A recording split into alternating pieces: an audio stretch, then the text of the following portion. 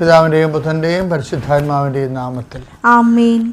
ഇന്ന് മെയ് മാസം 11-ാം തീയതി ഞായറാഴ്ച. നമുക്ക് പ്രാർത്ഥിക്കുക. അമ്മേ പരിശുദ്ധമ്മേ, അമ്മേ പരിശുദ്ധമ്മേ, ദേവമാതാവേ, ദൈവമാതാവേ, കൃപാസനത്തിലൂടെ ഞങ്ങൾക്കും ഞങ്ങളുടെ ദേശത്തിനും അമ്മ മധ്യസ്ഥം തേടി തന്ന എല്ലാ അനുഗ്രഹങ്ങൾക്കും കൃപകൾക്കും ഞങ്ങളിപ്പോൾ ഹൃദയം നിറഞ്ഞ നന്ദി പറയുന്നു. അമ്മേ പരിശുദ്ധമ്മേ, ദൈവമാതാവേ, 2004 ഡിസംബർ 7-ാം തീയതി ഉച്ചകഴിഞ്ഞ് 2:30 കൃപാസനത്തിൽ സംഭവിച്ച അമ്മയുടെ പ്രത്യക്ഷപ്പെടലിനെ കുറിച്ച് തിരുസഭയ്ക്ക് സമർപ്പിച്ചിരിക്കുന്ന പഠനരേഖകളുടെ സഭാത്മകമായ പഠനം ആരംഭിക്കുവാൻ ഞങ്ങൾ പ്രാർത്ഥിക്കുന്നു.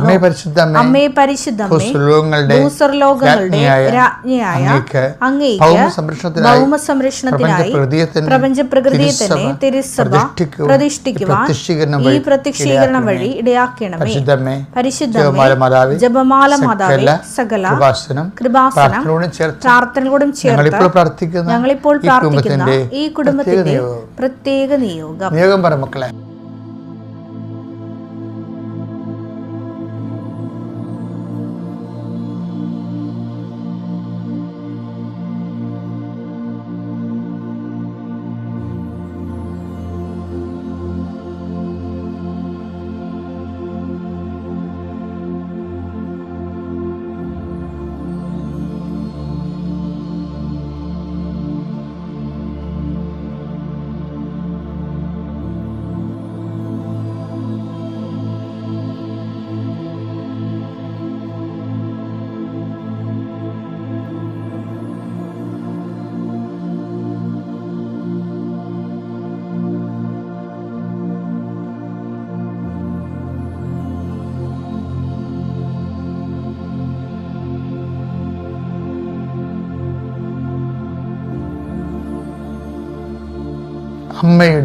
അമ്മയുടെ പ്രത്യക്ഷീകരണത്തിന്റെ ഈ അനുഗ്രഹവേളയിൽ ഞങ്ങൾക്ക് സാധിച്ചു തരുവാൻ കനിയണമേ.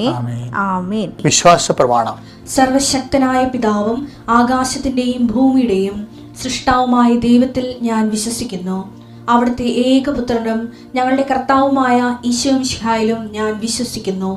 ഈ പുത്രൻ പരിശുദ്ധാത്മാവിനാൽ ഗർഭസ്ഥനായി കന്യകാമറിയത്തിൽ നിന്ന് പിറന്ന് പൊന്തിയോസ് പീലാത്തോസിന്റെ കാലത്ത് പീഡകൾ സഹിച്ച് കുരിശിൽ തറയ്ക്കപ്പെട്ട് മരിച്ച് അടക്കപ്പെട്ട് പാതാളങ്ങളിൽ ഇറങ്ങി മരിച്ചവരുടെ ഇടയിൽ നിന്ന് 3-ാം നാൾ ഉയർത്ത് സ്വർഗത്തിലേക്ക് എഴുന്നള്ളി സർവശക്തിയുള്ള പിതാവായ ദൈവത്തിന്റെ വലതുഭാഗത്തിരിക്കുന്നു. അവിടെ നിന്ന് ജീവിക്കുന്നവരെയും മരിച്ചവരെയും വിധിക്കുവാൻ വരുമെന്നും ഞാൻ വിശ്വസിക്കുന്നു. പരിശുദ്ധാത്മാവിലും ഞാൻ വിശ്വസിക്കുന്നു. വിശുദ്ധ കത്തോലിക്കാ സഭയിലും പുണ്യവാന്മാരുടെ ഐക്യത്തിലും പാപങ്ങളുടെ മോചനത്തിലും ശരീരത്തിന്റെ ഉയർപ്പിലും നിത്യമായ ജീവിതത്തിലും ഞാൻ വിശ്വസിക്കുന്നു. ആമേൻ. സ്വർഗ്ഗസ്ഥനായ ഞങ്ങളുടെ പിതാവേ, അങ്ങയുടെ നാമം പൂജിതമാകണമേ. അങ്ങയുടെ രാജ്യം വരണമേ. അങ്ങയുടെ തിരുമനസ് സ്വർഗത്തിലെ പോലെ ഭൂമിയിലും ആകണമേ. അന്നു വേണ്ടുന്ന ആഹാരം ഇന്ന് ഞങ്ങൾക്ക് തരണമേ. ഞങ്ങളോട് തെറ്റ് ചെയ്യുന്നവരോട് ഞങ്ങൾ ക്ഷമിക്കുന്നത് പോലെ ഞങ്ങളുടെ തെറ്റുകൾ ഞങ്ങളോടും ക്ഷമിക്കണമേ. ഞങ്ങളെ പ്രലോഭനത്തിൽ ഉൾപ്പെടുത്തരുതേ, തിന്മയിൽ ഞങ്ങൾ രക്ഷിക്കണമേ. ആമേൻ. നന്മ നിറഞ്ഞ മറിയമേ, സ്വസ്തി. കർത്താവ് അങ്ങയുടെ കൂടെ സ്ത്രീകളിൽ അങ്ങ് അനുഗ്രഹിക്കപ്പെട്ടവളാകുന്നു. അങ്ങയുടെ ഉദരത്തിൻ ഫലമായി ഈശോ അനുഗ്രഹിക്കപ്പെട്ടവനാകുന്നു. പരിശുദ്ധ മറിയമേ, തമ്പുരാന്റെ അമ്മേ, പാപികളായ ഞങ്ങൾക്ക് വേണ്ടി ഇപ്പോഴും ഞങ്ങളുടെ മരണസമയത്തും തമ്പുരാനോട് അപേക്ഷിക്കണമേ. ആമേൻ. കർത്താവേ, മെയ് 11-ാം തീയതിയാണെന്ന്. മെയ് മാസം 11-ാം തീയതി ഞായറാഴ്ച അങ്ങയുടെ മക്കളുടെ ദിവസം. കർത്താവിൻ്റെ ദിവസം പരിശുദ്ധമായി ആചരിക്കണമെന്ന് പറഞ്ഞതിൻ്റെ അതേ ഭയത്തോടും ഭവ്യതയോടും കൂടി അങ്ങയുടെ ദിവസത്തെ ആചരിക്കാൻ അങ്ങയുടെ മക്കളെ സഹായിക്കണമേ ഈശോയെ. കർത്താവെ, ദൈവപൈതന്മാർ ഈ ഭൂമി ജീവിക്കണ പോലെ മാതൃകയായിട്ട് ജീവിക്കാൻ ഞായറാഴ്ച എങ്ങനെയാണ് ഉപയോഗിക്കുക? പണ്ട് പരസ്നേഹ പ്രവൃത്തികളും ഭക്തകൃത്യങ്ങളും പരസ്നേഹ പ്രവൃത്തികളും ദൈവവചനം കേട്ടും വചനം ജീവിതത്തെ പ്രാവർത്തികമാക്കാൻ ശ്രമിച്ചും അങ്ങനെ ദൈവത്തിൻ്റെ മക്കളെപ്പോലെ ഞായറാഴ്ച ജീവിക്കാൻ സഹായിക്കണം പ്രാർത്ഥിക്കുന്നു. കർത്താവ്, ഞങ്ങളുടെ കുടുംബത്തിൽ ഞായറാഴ്ചയാണ് എല്ലാ പാപങ്ങളും ചെയ്ത് കൂട്ടുന്ന ദിവസം, കർത്താവിൻ്റെ ദിവസം. അപ്പം അങ്ങനെ പ്രാക്കുപെട്ട കുടുംബത്തെ പ്രാക്കുപെട്ടതാക്കിയിട്ടുള്ള ആൾക്കാരുണ്ട്. വെള്ളമടിക്കുന്നതും കൂട്ടുകമ്പനി കൂടുന്നതും കുപ്പിക്കൂട്ടങ്ങൾ കൂടുന്നതും അതുപോലെ തന്നെ പങ്കുവെച്ച് കുടിക്കണതും എല്ലാ വൃത്തികേടുകളും ചെയ്യുന്ന ഞായറാഴ്ചയാണ്. അപ്പം അങ്ങനെ നാശം പിടിച്ചൊരു കുടുംബത്തിലേക്ക് വരുന്ന ഒരവസ്ഥ വരുന്നതാണ്. ആ കുടുംബത്തിൽ ജീവിക്കുന്ന വിശുദ്ധാത്മാക്കളുണ്ട്. അവരിതൊന്നും കണ്ടും കേട്ടും കാണത്തില്ല. പക്ഷേ എല്ലാ പാപികളും അവർ കുടുംബത്തിൽ ഒറ്റപ്പെടുത്തുന്നുണ്ട്. അവർ ഒറ്റയ്ക്ക് നിന്ന് ഭരിക്കുകയാണ്. പിന്നെ വീട്ടിൽ നിന്നെങ്ങാനും പോകാമെന്നൊക്കെ വിചാരിച്ച് നിൽക്കുന്നവരുമുണ്ട്. എന്നാലും നീ അവിടെ നിൽക്കണം, കുറച്ച് നിൽക്കണത്രയും കാലം നീ നിന്ന് അതിനു വേണ്ടി പ്രാർത്ഥിച്ച് ആ കുടുംബത്തെ പൈശാചിക സ്വാധീനത്തിൽ നിന്ന് ഒഴിവാക്കാൻ ദൈവം തൻ്റെ ദൂതനെപ്പോലെ നിന്നെ ആ കുടുംബത്തേക്ക് വിട്ടിരിക്കണമെന്നൊരു ബോധം നിനക്കുണ്ടാവണം. എൻ്റെ കർത്താവിൻ്റെ ഉന്നതമായ നാമത്തിൽ ഇന്ന് ഏതെങ്കിലും പ്രത്യേകമായ കുടുംബ ദൗത്യത്തിനായി പോകുന്നവരെ, ജീവിത ദൗത്യത്തിനായി പോകുന്നവരെ കർത്താവിൻ്റെ നാമത്തിൽ ആശ്രയിക്കപ്പെടട്ടെ എന്ന് പ്രാർത്ഥിക്കുന്നു. നാളെ തിങ്കളാഴ്ച കൊടുക്കാമെന്ന് പറഞ്ഞവരുണ്ട്, അതുപോലെ തന്നെ ചെയ്യാമെന്ന് പറഞ്ഞവരുണ്ട്. ഇങ്ങനെ കുറേ വാക്കുകൾ നമ്മൾ കൊടുത്തിട്ടുണ്ട്. അതിനൊക്കെ പരക്കം പാഞ്ഞ് പരിവേശപ്പെട്ട് നടക്കുന്ന വ്യക്തികളുണ്ട്. അവരെ എല്ലാം സന്ധിക്ക് സമാധാനപ്പെടുത്തുകയും ചെയ്യട്ടെ. നിൻ്റെ വലത്തും ഇടത്തും വീട്ടിലും വഴിയിലും ജലത്തിലും കരയിലും മുകളിലും ഹൃദയത്തിലും കർത്താവിൻ്റെ ചൈതന്യം വർഷിക്കട്ടെ. നിനക്ക് പ്രാർത്ഥന മങ്ങിപ്പോയവരെ, പ്രാർത്ഥന തളർന്നു പോയവരെ, പ്രാർത്ഥിക്കാൻ പറ്റാതിരിക്കുന്നവരെ, പ്രാർത്ഥിച്ചിട്ട് അതിൽ വിശ്വാസത്തിൽ പ്രാർത്ഥിക്കാൻ പറ്റാത്തവർ അവരെല്ലാം സന്ധിച്ച് പ്രാർത്ഥിക്കുന്നു. അവിടെയെല്ലാം കർത്താവിൻ്റെ കൃപ ചൊരിയട്ടെ.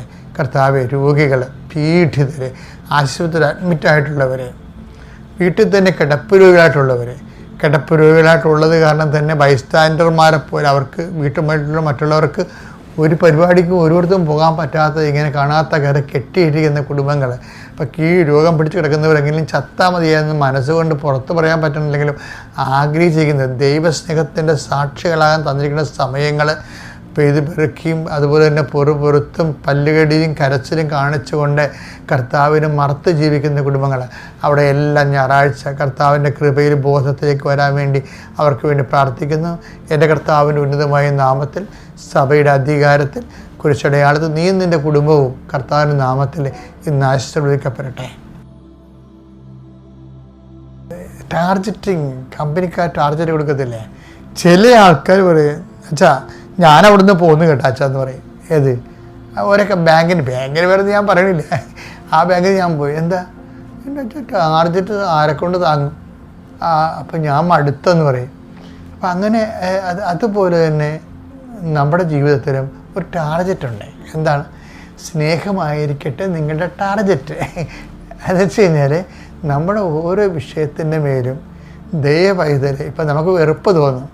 അപ്പോൾ അവർ നമ്മൾ ന്യായമായിട്ടൊക്കെ പെരുമാറി സന്തോഷമായിട്ടൊക്കെ അവർക്ക് വേണ്ട സഹായങ്ങളൊക്കെ ചെയ്ത് കൊടുത്തെങ്കിലും നമുക്കൊരു അവസരം വന്നപ്പോൾ ഒരു പട്ടിയും തിരിഞ്ഞു നോക്കില്ലെന്ന് പറയത്തില്ലേ?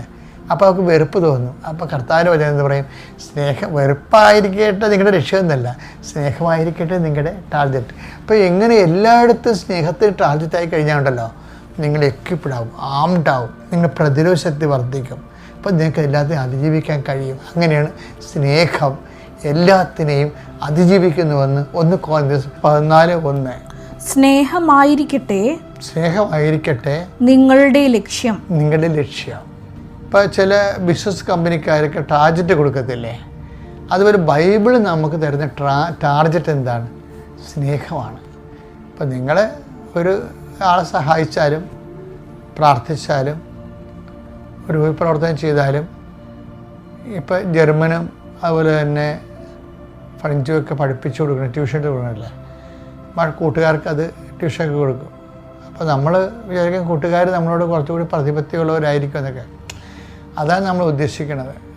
പക്ഷെ അതല്ല, അത് അറിവില്ലാത്തവരെ പഠിപ്പിക്കുക എന്ന് വെച്ചാൽ കാരുണ്യപ്രവൃത്തിയല്ലേ? അപ്പോൾ ദൈവസ്നേഹത്തിൻ്റെ പേരിലാണ് നിങ്ങൾ ആ ജർമ്മൻ പഠിപ്പിച്ചു കൊടുക്കണമെങ്കിൽ അത് സ്നേഹമായിരിക്കട്ടെ നിങ്ങളുടെ ലക്ഷ്യം.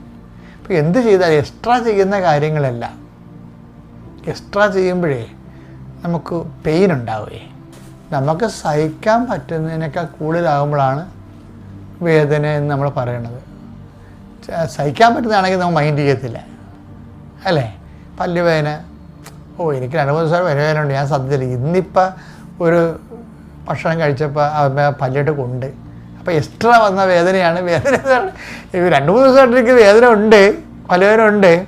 ഇന്ന് വർഷം കഴിഞ്ഞപ്പോൾ ആ പല്ലിന് ആ വേദനയുള്ള പല്ലേ വെച്ച് കടി കിട്ടി. അത് ഇറച്ചിയായാലും വേറെ എന്ത് സാധനം കടിച്ചപ്പോൾ അവിടെ വേദന എടുത്ത്. ഇപ്പോൾ എക്സ്ട്രാ വേദന വന്നപ്പോൾ സഹിക്കാൻ പറ്റാത്തതായി. അപ്പോൾ അത് വേദനയായി. എക്സ്ട്രാ വരുന്ന വേദനയാണ് വേദന എന്ന് പറയണത്. അപ്പോൾ എക്സ്ട്രാ വരണ എന്ത് ചെയ്യാവുന്നവരുണ്ട്? എക്സ്ട്രാ വരുന്ന വേദന എന്ത് ചെയ്യണം? അത് കർത്താവിൻ്റെ സഹനങ്ങൾ കൂട്ടിച്ചേർക്കുക. അതാണ് വിശേഷ വിധിയായി നിങ്ങൾ എന്താണ് സഹിക്കുന്നത് എന്താണ് ചെയ്യുന്നത്. മത്തായി 5:47 എടുത്തേ. സഹോദരങ്ങളെ മാത്രമേ നിങ്ങൾ അഭിവാദനം ചെയ്യുന്നുള്ളെങ്കിൽ വിശേഷവിധിയായി എന്താണ് നിങ്ങൾ ചെയ്യുന്നത്?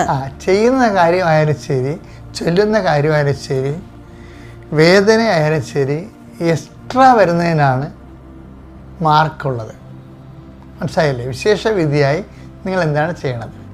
വിശേഷവിധിയായി നിങ്ങൾ എന്താണ് വേദനിക്കുന്നത്? ഇപ്പം നമുക്കൊരു കുഞ്ഞിനെ വളർത്തിക്കൊണ്ടുവരാൻ മാതാപിതാക്കന്മാർക്ക് സ്വാഭാവികമായിട്ടുള്ള ചില ഭാരങ്ങളുണ്ട്, അല്ലേ? ഇപ്പോൾ ചില കുഞ്ഞുങ്ങൾക്ക് ഓട്ടിസമൊക്കെ ഇരിക്കും.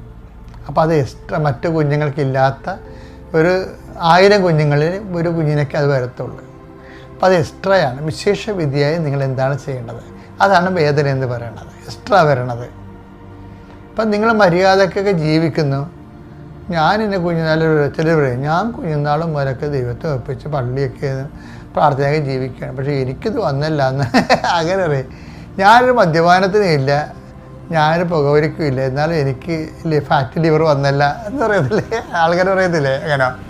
അതായത് ഇതൊക്കെ മദ്യപാനികൾക്ക് വന്ന രോഗമാണ്, ഞാൻ ഇതൊന്നും ഇല്ല, എന്നിട്ട് എനിക്ക് എക്സ്ട്രാ വന്നല്ല.